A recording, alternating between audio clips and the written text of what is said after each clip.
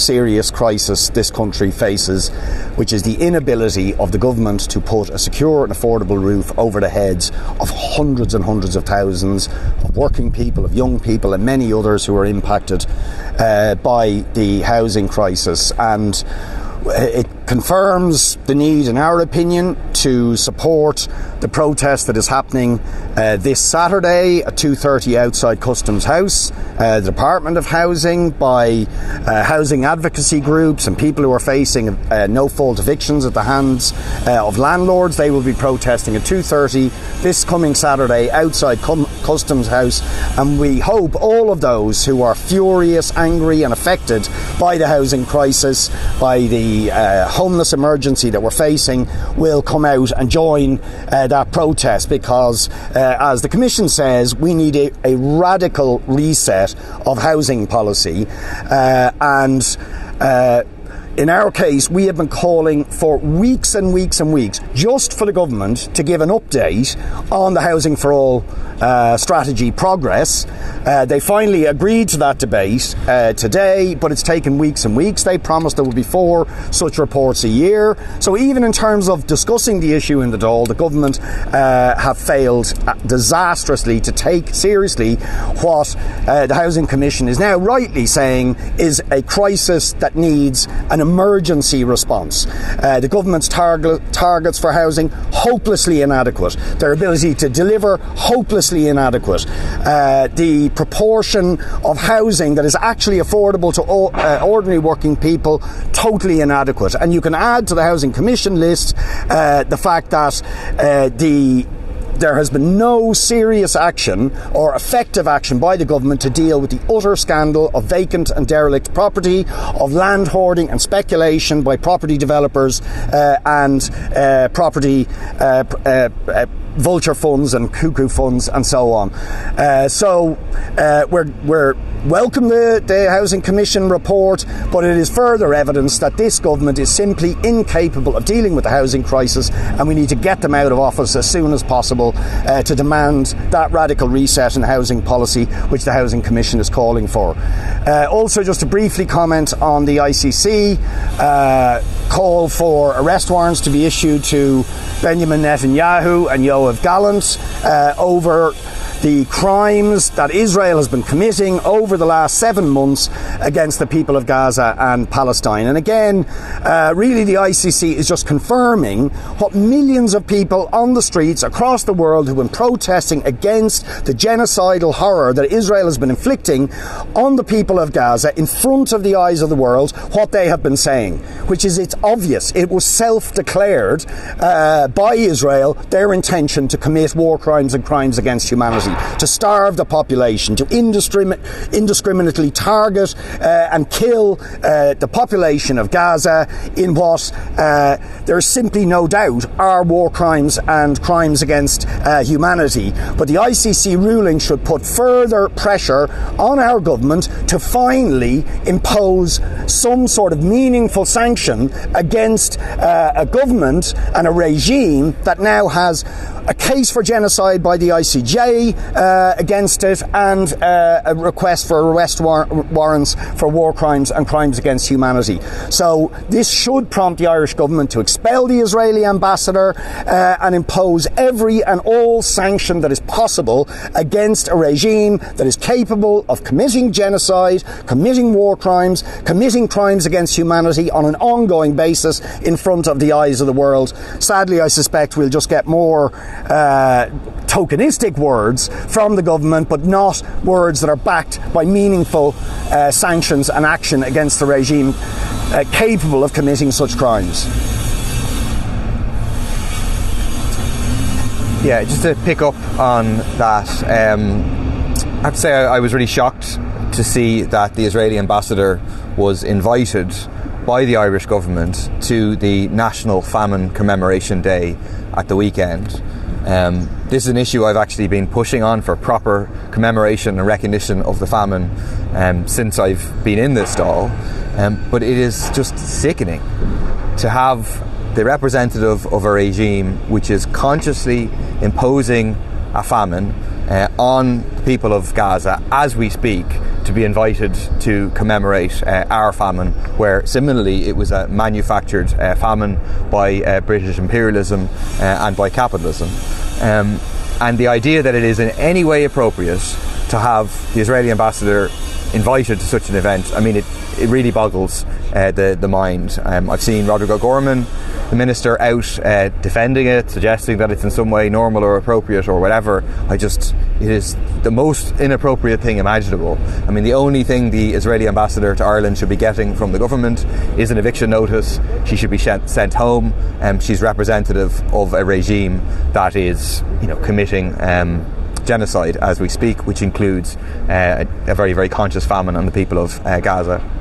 Secondly, I think in the last couple of weeks we have very good examples, unfortunately, of how this government sometimes talks the talk in terms of climate action, but then bows down to the interests of corporate profits at every single challenge, and puts those corporate profits before the interests of ordinary people and before the necessity of climate action.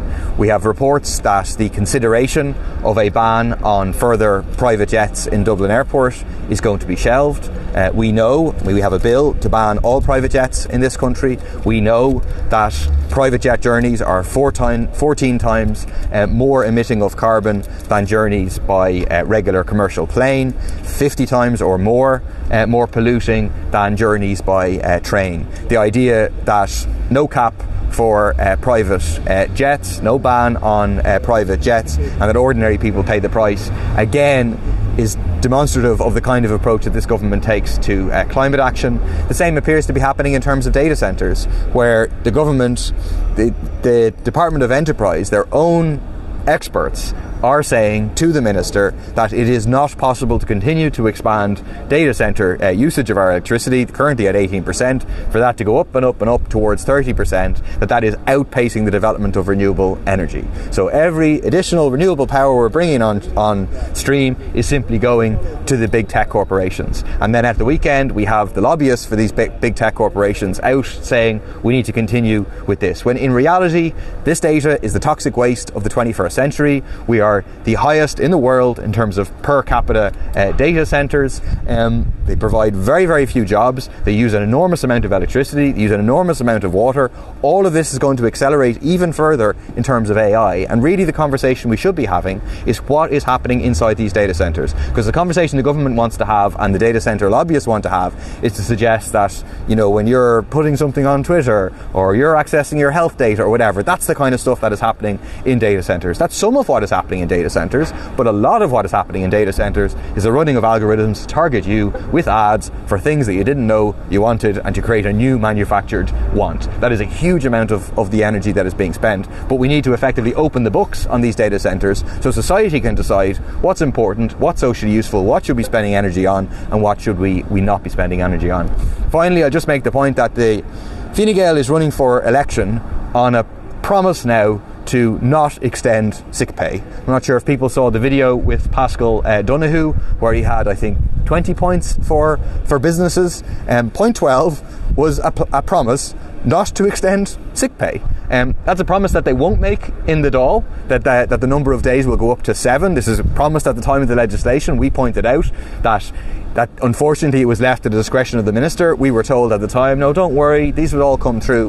When I raised it with the Minister for Enterprise about 2 weeks ago, I was said, no decision. I was told no decision has been made. This is a decision that will be made in Q4. But Fine Gael is currently running for election on a promise of not giving workers the sick pay leave that they were previously promised. So we'll be raising that again in the Dáil this week and looking for answers. You can't go out, campaign out there saying we're going to scrap or not extend sick pay and then refuse to debate it openly in here in the Dáil. So when Simon Harris was elected Taoiseach, he pinpointed law and order as an issue that he was going to pay particular attention to. And I'll be asking Simon Harris today as to how seriously he's going to take breaches of the law when breaches of the law are made by employers. In fact, breaches of the law made by employers practically under his nose, because within half a mile of this place, well within half a mile of this place, There is a state contract in operation, 100% funded by the taxpayer, in which the main contractor, the Unite trade union, visited this site and spoke to people employed by the main contractor here, and found that more than 50% of them payments were not being made to cover them in the industry pension scheme. That's a breach of a registered agreement, it's a breach of a sectoral employment order, and it is a breach of the law. The union has written to the relevant minister. They haven't received a reply, they haven't received an acknowledgement yet, and I will be asking Simon Harris about this afternoon. This is not, just a minor matter. A worker on a site, for example, who sustains a workplace injury, you would be entitled to sick pay of €50 a day for 10 weeks. If the payments haven't been made into the pension fund for you, you're entitled to nothing. So this is a serious workers' rights issue. And I'll be naming the site and naming the employer in question in the Dáil this afternoon. Just want to comment briefly on the issue of the Israeli ambassador. So the position as it stands now is that the government refused to expel an ambassador who's representing a state, whose Prime Minister and Minister for Defence, the prosecutor for the International Criminal Court, has applied for an arrest warrant against them for war crimes, including the crimes of starving other people. And the ambassador attends a national famine commemoration here the day before the application for the arrest warrant is made. It is an example of the ludicrous position that the state is in now by refusing to expel the ambassador. By the way, the arguments that, you have to, as a matter of course, invite all the ambassadors. They didn't invite the Russian ambassador, so they can make exceptions. And they consciously chose not to make an exception in the case of the Israeli ambassador. And to avoid this type of farce and to do the right thing, the Israeli ambassador needs to be expelled, and expelled immediately. Can I ask your opinion on the statement that was issued by the Israeli embassy yesterday? They said equating Gaza and the Irish famine is not only inaccurate with regard to Gaza, it diminishes the scale of what the Irish people suffered through those tough years with little aid was available or forthcoming, blah blah, aid is going to Gaza. The only problem with aid in Gaza is not the delivery to Gaza but the distribution within Gaza. Unfortunately, within Gaza, aid is often stolen or held by Hamas, causing deprivation among the population. Israel has been scaling up its efforts in order to make sure more aid gets in, etc, etc, etc. Do you think that's a right and proper statement? Do you think they're right to say that it's wrong, misleading and inaccurate to link what's going on in Gaza to the Irish famine? Well, I think a representative of the Israeli state talking about how best to commemorate the Irish famine is a bit rich, to put it mildly. And I think people looking at that whole situation will say, how can you commemorate a famine that took place in the century before the last at the same time as you are organising a famine in real time today? It's an outrageous position. It's not tenable. She has to be expelled. Do you accept the position that the Irish government always say when there's calls to expel the Israeli ambassador that we need to keep diplomatic ties open because they would send everyone back, and we need that presence in the consulate over there and the embassy over there to help out Irish citizens who may need help, etc, etc? Do you accept that kind of argument? Okay, that was an argument that was made some months back. Many people disagreed with it. Some people said that was a fair point. There was Irish citizens trapped in Gaza at the time. That's not the position now. And look at what's happened this week. The prosecutor for the International Criminal Court has applied for arrest warrants for their defence minister and their prime minister. And the government here is still saying the Israeli ambassador stays, gets invited to national famine commemorations and the like. It's a completely untenable position. She needs to be expelled this week immediately. Paul and Richard, you both used the word genocide in relation to Israeli action, but the International Criminal Court is actually charging them with the crime of extermination and murder, which is slightly below and very serious still. But will you modify the language you're using in relation to the International Criminal Courts? No, absolutely not, because we have two international legal bodies now who've indicted Israel for their crimes in Gaza. So the ICJ indictment of a plausible genocide taking place stands, and to my mind there is an abundance of evidence available that this is a conscious campaign of genocide to destroy in whole or in part an entire group of people. That's what the definition of genocide is, and there is a whole there's a wealth, tragically, horrifically, of evidence that was put before the International Court of Justice on that case for genocide, and we've had statements, and this is the unique and horrific aspect of all of this, is that leading representatives of the Israeli government declared their intention to commit actions that were genocidal in nature, to starve an entire population, to dehumanise all of them by referring them to as animals and suggesting they were all legitimate targets. So I see absolutely no reason whatsoever to dilute the language of genocide, because I think it is clear to most people that's what they're doing. But I welcome the fact that the International Criminal Court is also putting forward charges on, the use of starvation as a weapon of war. And again, the evidence is there. But they're specific about the act, but the difference is intent. The genocide charge would have to come with a proof that there was intent prior to the action to kill, whereas I think it's... Well, okay, if I'm being straight about it, the ICC is a bit late to the table, and they have been put under pressure by huge public outrage across the world, and by the fact that the ICJ rightly took the case prompted by South Africa over genocide. So I'm glad the ICC has now come to the table. It's unfortunate they are not going as far as South Africa and other countries, and that we've seen with the ICJ's ruling that this is plausible genocide. But obviously, a regime capable of any of these crimes is not a regime that should be treated normally by our state or by any state, whether it's genocide, whether it's crimes against humanity and war crimes. And of course, Israel was indicted for these crimes long before October of last year by multiple human rights organisations. So it's long past time the world woke up to the fact that this is a dangerous, murderous regime capable of any level of atrocity against the Palestinian people. Paul, can I ask you about your for a vote left, transfer left pact similar to 2020? It seemed to work quite well in the general election then, and a lot of seats were won that might not have been otherwise. I know you've been calling for similar again for 2 weeks' time. How's that going? Yes, so for people before profit, it's very important that, if possible, a clear alternative is offered to people in the local elections, and probably most importantly in the general election.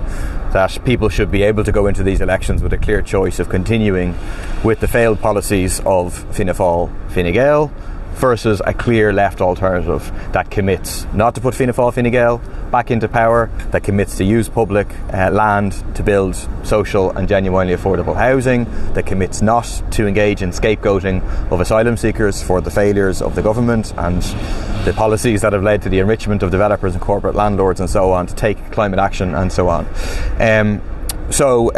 Discussions are ongoing, so it's probably, I can't say too much, but we had a positive meeting last Thursday with Sinn Féin and others.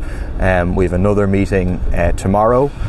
So certainly from our point of view, we are hopeful that we will be able to have such a vote left, transfer left pact in place in the next week and a half in advance of the local elections, giving people a clear choice. For us, there are, clear, decisive things in that, in terms of, I think it is vital that people, if they're voting for such a pact, that they have a guarantee that their votes aren't going to end up putting Fianna Fáil or Fine Gael back into power at local level or at general, at government level. I think at the moment there's kind of a renewed interest in independence of various sorts. It reminds me a little bit of the enthusiasm for the Independent Alliance 10 years ago, and I would just remind people that a lot of people voted for independence at that time thinking they were voting against the establishment party system, but they ended up being ministers in a pretty hated Fine Gael government. So this question of no coalition with Fianna Fáil or Fine Gael is central for us, as is certain policy red lines and so on. So discussions ongoing. We're hopeful. We think it's important that people have that clear choice. Do those discussions include the Labour Party, and whether they do or don't, if there is a pact before election day, will you be very clear about who's a participant in it, so that those who want to vote for that pact know who not to vote for? No question. It will be entirely clear. All going well, we would have a press conference presumably next week announcing that this party and the other party have signed up to a set of principles, which again, from our point of view, must include a commitment for no coalition at local or national level with Fianna Fáil, Fine Gael. And really it'll be a question of which parties are willing to sign up to those principles. That's the fundamental question, and so we need to see how that goes.